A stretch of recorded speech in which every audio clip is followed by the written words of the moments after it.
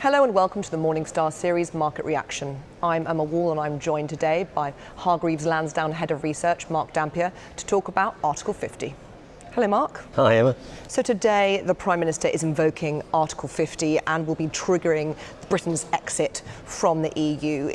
It's rather pertinent, not because the event itself will have any impact necessarily on the market, but because it marks 12 months of political turmoil, which has had an impact on markets. Perhaps we could recap on the things that have driven returns over the last 12 months. Well, markets have gone up, so I can't help but giggle slightly at that because most people have just hated this bull market, and 2016 was a kind of continuation of that, be it kind of a bit more sectorised in the oils and miners were the big winners, and if you weren't in those stocks you didn't actually have perhaps a great 2016, but 2016 just was a continuation of what I think is an event overload for investors. Ever since 2008 we can go from one event to another which just puts people off.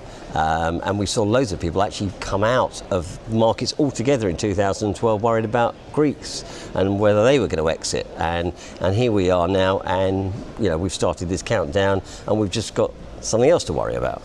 And if you'd called the events of last year correctly, you probably wouldn't have called the market reaction, because Project Fear said, if we vote to leave the EU, there will be a recession, there will be a market downturn. So I suppose, to your point, that shows how laughable it is even trying to predict how the market will react to a political event.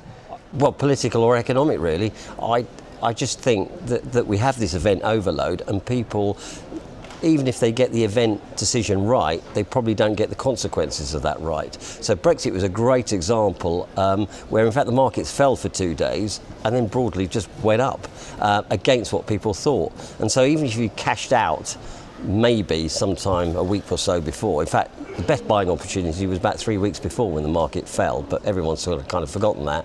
But I don't reckon many people would have bought on Friday.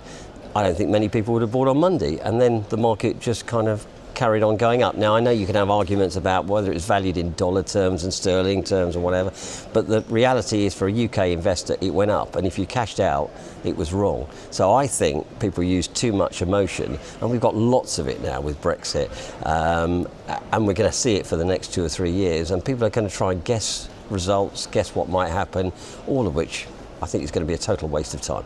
So as investors, we are famous for being very short-termist and having very short-term memories. So Indeed. If we could learn one thing from the last 12 months, which would help us navigate the political quagmire, which is upcoming European elections and potential further Brexit fallout, what would that be? Well, the danger is I make myself really unpopular with you and just about the entire media circus, which is stop looking at all the media virtually. I mean, it's just not terribly helpful to actually to investment, because I think it makes you, or the danger of making you make emotional decisions on your investment. So people cash out of, I mean, one of the most unpopular areas at the moment is Europe and probably the UK, but actually they're not bad places to invest and haven't been over the years. So why would you necessarily do that? So I think you start making these decisions, whereas certainly at Hargreaves Lansdown our focus is really finding the best fund managers. We'd prefer them to make the decisions. We try and make a few decisions as possible, and if I had advice for a private investor, a professional investor, is make as few decisions as possible, because the more decisions you make, the more likely you are to lose money, and particularly around things like Brexit. I mean, 2 years' time, is it 2 years' time? Is it 10 years' time? Are we really going to know anything? Are we going to know anything better next week, week after?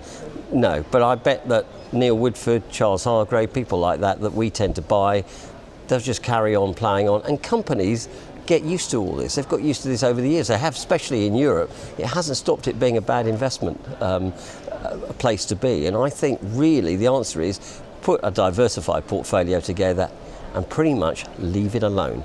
So switch off the news if you need to, go off and play golf, go fishing, go sailing, do whatever you like, but stop looking at the screens all the time, because that's what leads you to the wrong conclusions most Mark, of the time. thank you very much. Thank you, Emma. This is Emma Wall from Morningstar. Thank you for watching.